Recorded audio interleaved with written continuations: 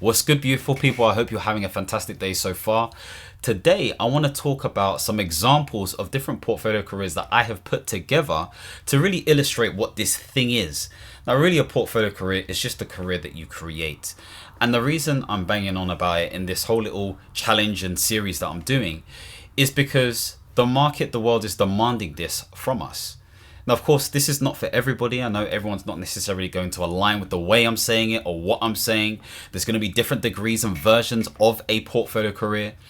But really and truly, it's having the ability to do multiple different things that generate you income. Okay, that can look like so many different stuff. It can look like investing whilst you're working. It could look like contracting whilst you're doing coaching and speaking. It can look like creating products and service. Like, it can look like a whole shebang of things, and this is why it's unique. But it's knowing what that specifically looks like for you. And what I've realized is that actually people who are developing their career, so to speak, within this portfolio sort of like vibe, usually have things that kind of align to what they're doing anyway. So it doesn't feel like it's this additional thing. But then there are some people who have totally different things that they're doing and it fits their personality. Okay, so whether people want to say this is a pipe dream, I'm not living in reality all the time, I don't really care. Point being made is, it is reality. This is what's happening right now. And so with some of these different examples, you're going to see some situations where it creates more flexibility and diversification when it comes to skill. It creates opportunities to make more money. But of course, with all of this stuff, it requires some sort of continuous learning.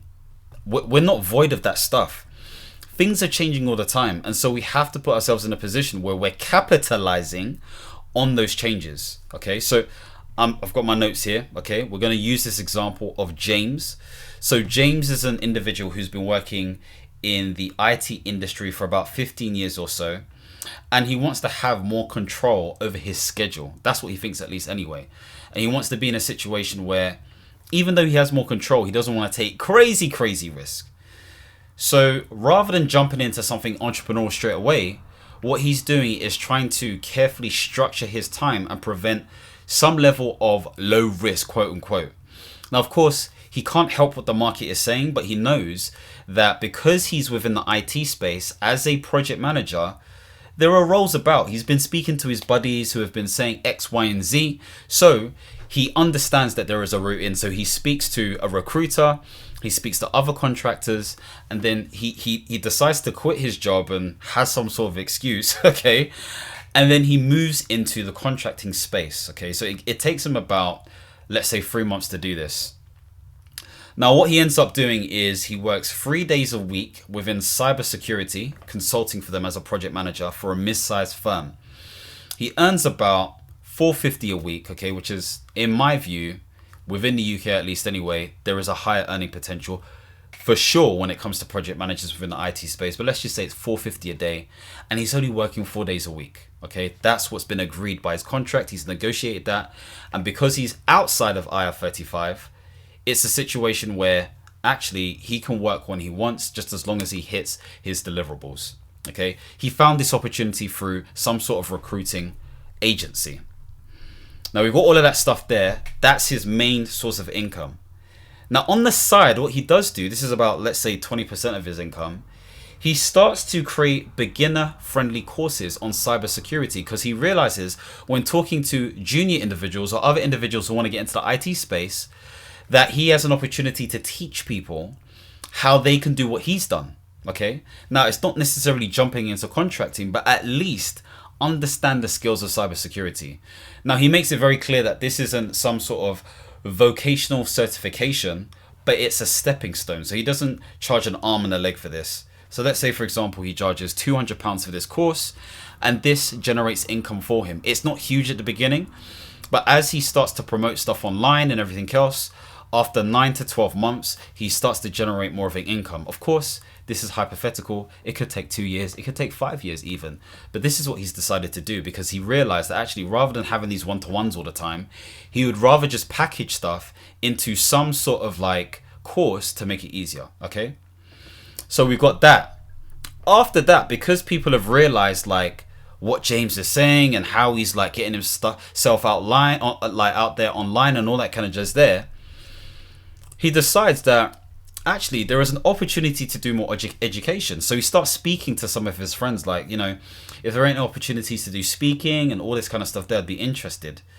But lo and behold, he gets an opportunity at Surrey University to become a lecturer, okay, and start teaching how cybersecurity is done within industry.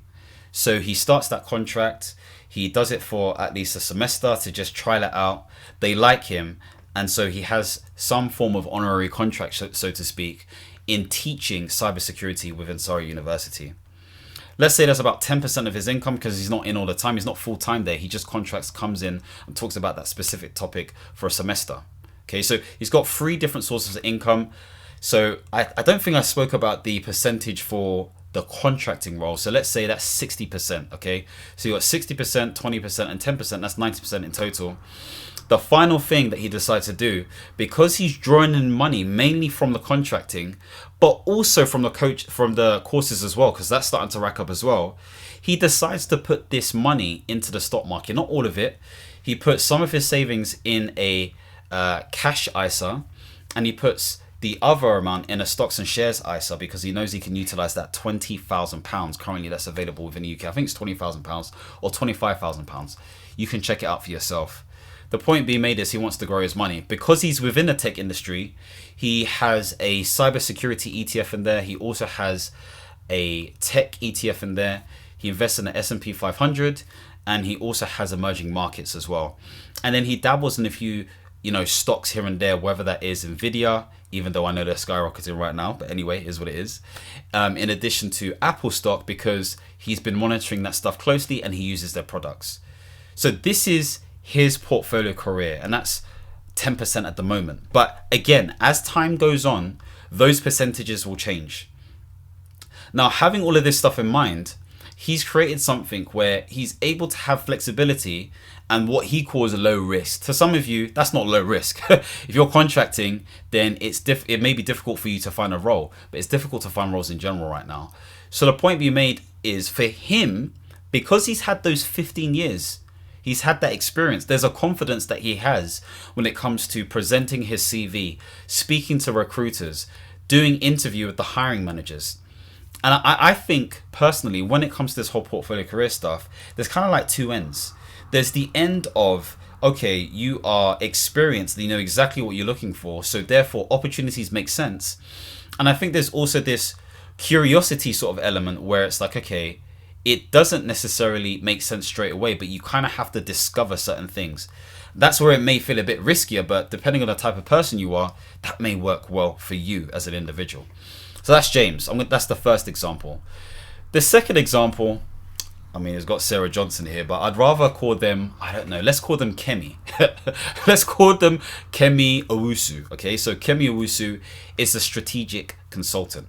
Okay, this person is in their late 30s, they live in London, and they had the opportunity of being a finance director, okay, in a multinational bank previously before. Now they've had probably, let's say, 8 years worth of experience within this whole sector, okay, and essentially they have decided to move on from this whole space, and they're actually happy to be a bit risky. So what they've done is they've done something very similar to James. Kemi goes to speak to some of her friends, and actually she finds that there is a community of individuals who have got seed investing, okay, and they need somebody who can help them shape their business. And so what she's done is she's kind of had these coffee chats with these individuals, okay, just trying to understand what's happening within their businesses and stuff.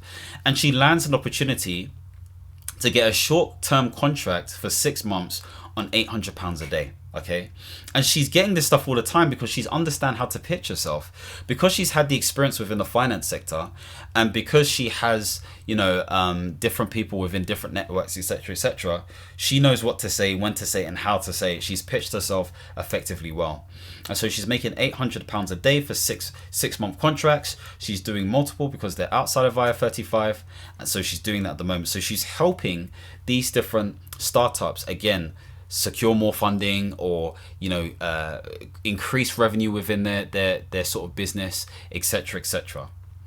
Now, while she's doing this, she's been doing this over 24 months. This is the only thing she's doing. She's not doing anything else, but she is trying to get her brand out there a little bit, not necessarily online, but through speaking to different people. So she's a bit more conservative. Again, Kemi has the opportunity to connect with different people and do quite a few speaking engagements. Okay, people have kind of like seen what she's doing behind the scenes. They're like, we need her to speak. We definitely need her to speak. So she's brought in to speak at this business school and that business school and all of that kind of stuff. They're charging initially £500 for online stuff, but eventually she scales it up to £3,000 because what she is teaching is very specific and unique based on the experience that she's had. So she's making some, like, come on, like £3,000 a pop. That's pretty good. She's getting it semi-regularly, but it starts to sort of build up over time. Okay. Then we have another situation where Kemi has started to write on things that she's observed when it comes to the economic landscape, as an example. And she's actually quite passionate about this because she wants to make sure that those who are socioeconomically disadvantaged understand how money works. She wants to educate those individuals. So she starts talking about this stuff quite regularly. She starts posting on LinkedIn. She's not doing like a post every day, but she has started a newsletter, a weekly newsletter on LinkedIn where people can start learning about how the economy works. She starts off just in the UK, but then she's like, actually, no, there are more global factors that people need to know about. So she talks about it based on her insights and based on her understanding of the industry. Just to flashback a little bit, her consulting work gives her 50% of her income. The business sort of like speaking and lecturing and all that kind of stuff is 20% of her income. And then the writing eventually turns into something because actually she just doesn't focus on writing on LinkedIn. She actually converts this into a proper newsletter and she starts charging for that as well. And that makes up about 15% of her income. Now, this hasn't happened within 12 months. This has happened over 2.5 years. It's taken sweat equity to do it. It's taken good knowledge, good planning. She's at the point where she has enough money to hire a VA to support her in this work. She's not doing this just by herself. So she's got that support. So something's happening. Like there's this whole sense of validation within this space. Now, of course, what ends up happening is that actually, because of the articles that she's producing and stuff, a lot of people are asking for her coaching services. They're like, I want to know what you know. Okay, I want to know how you get this information, what you do for yourself. Like, what does your portfolio look like? I just want to know. And, you know, Kemi does some sort of like conversations with people, some, you know, openers, and tries to understand their biggest pains, their biggest issues, all that kind of stuff there, and then provides them with some information that is transformative by nature. But then what she ends up doing is doing a soft launch in terms of offering coaching services for £250 per session. So if people want to have like a one-off call, she's happy to do it. If not, and they want a package, then she does a package for them. And so what ends up happening is there's a bit of a snowball effect, and people are like, actually, you know, this one-off thing doesn't work for me. It has to be a package. Like, I need at least 12 weeks with you. Okay.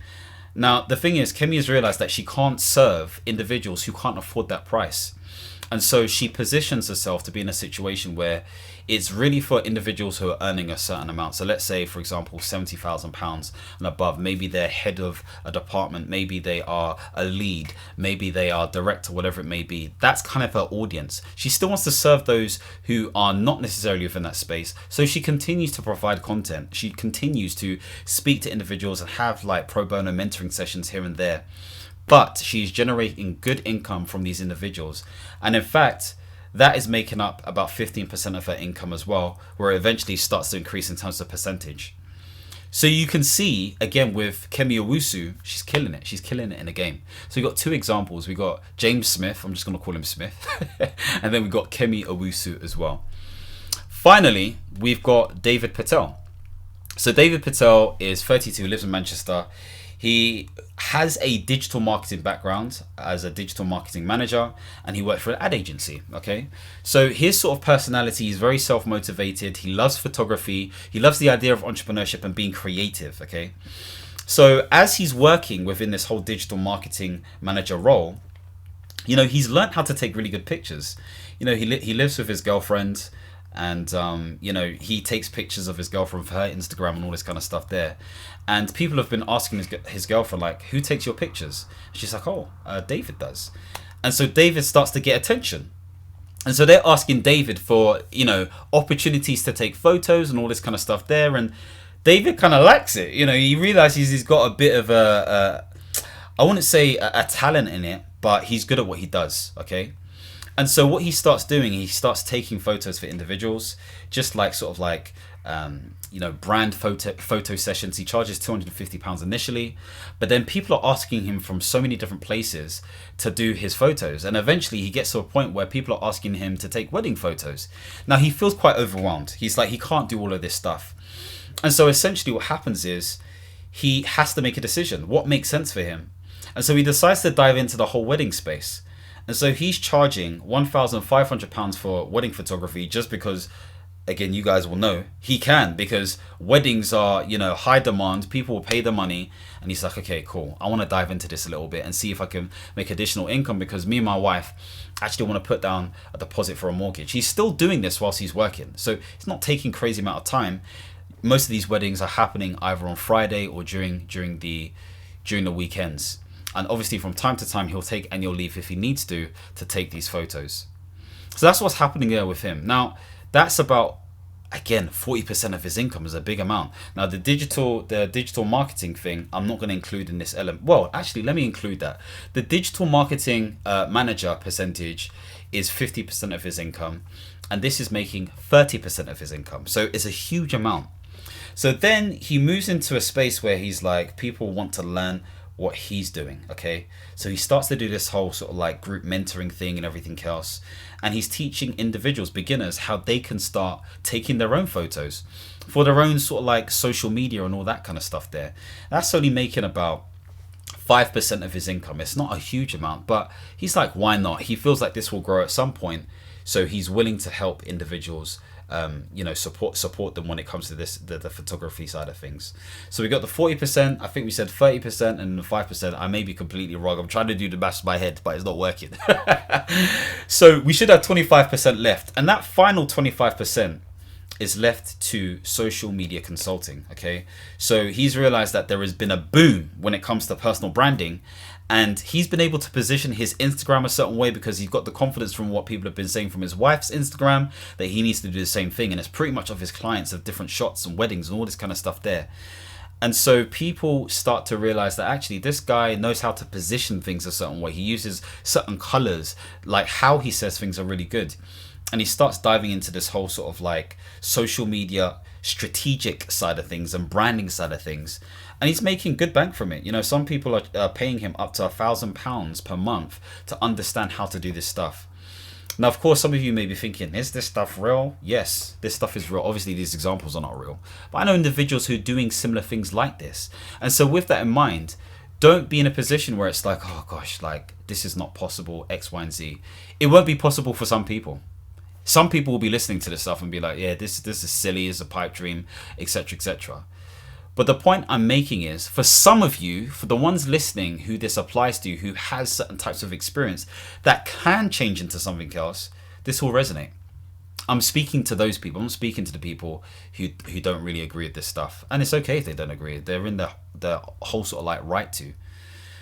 So with that in mind, with these different examples, I think it was David, Kemi, and James, hopefully you can see how you could spiral into this space. Now, of course, some people may be like, actually, none of these examples work for me. That's okay. You have to discover what that looks like for you. Maybe your portfolio career lives within work. So, there are situations where I know my wife, obviously, she works where she works. Okay, she's within the project manager space, but she was also co-chair for a certain organization. Well, I won't call it organization, committee within the space that she works in. And so she was doing that on the side because it helped to boost her brand. In addition to that, she was also doing meal prep and meal plans. Well, more meal plans rather than meal prep for individuals because she likes the whole health thing and all that kind of jazz there. So again, not the same as these individuals. However, it is a form of portfolio career because again, it's more defined based on what she wants to do. So it may sound like, oh, it's just side hustles, this, that, but these side hustles could turn into main things. It's more based on what makes your heart sing.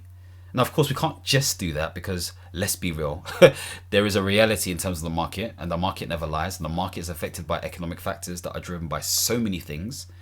However, if you don't try, you don't know. If you don't try, you don't know. So this was a unique one for me today because I was trying to illustrate how it could work for certain examples.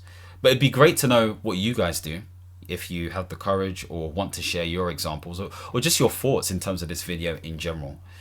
But hopefully this has given you a bit more of an understanding of what careers look like moving forward, because there's just so much change that's happening.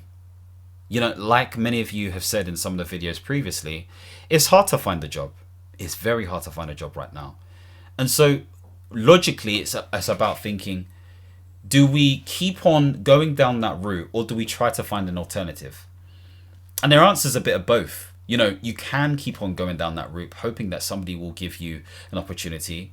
You may have to be in situations where actually you have to sort of downgrade what you did before so you can get your foot in the door so that you can climb again if you want to go down that route. Or you say, actually, I want to do something a bit different, where actually perceived risk is higher, but really and truly it may be a sensible move for me to do. And this is where you might do freelancing, contracting, consulting, whatever it may be, independent consulting, that is. Some of you may be thinking, actually, that's all long. Let me just dive deep into entrepreneurship straight away. And I can't tell you what to do. This is just sort of my experiences and what I think. But to dive straight into entrepreneurship straight away can be very, very risky for many people. And so for many people, it may make sense for you to have something that is based on your expertise initially, and then allows you to sort of like, you know, branch out to different things. There are also some of you who may be thinking, I don't have any skills, I don't have any expertise. And I hear it. Maybe you're a junior person. Maybe you are younger by nature. Maybe you tried different things, but you didn't have the opportunity to stick to one thing long enough to basically have expertise. Before you get into anything drastic, I guess it's about thinking about, what have you actually done? Start there. What have you actually done? And you kind of have to have a scientific approach where you dissect specifically what skills you have. And then you need to look at the marketplace, really sort of what jobs are available, and or speak to different individuals to determine and understand how you could be useful, how you could be valuable. Do you have to learn something new, a new skill? Do you need to move into a different industry? Do you need to volunteer initially so you can get that experience and opportunity? Sometimes we have to humble ourselves a little bit based on ego before we can get into a space. But if we're looking for that sort of like cherry on top straight away, sometimes that is the thing that debilitates us the most. So it's just something to think about, at least anyway. Anyway, I'm going to end it there. If you want to see more videos centered around portfolio careers, contracting, leadership, all of that kind of stuff there, don't forget to subscribe and hit the notification bell. And as always, my friends, understand, reach, and expand. Peace.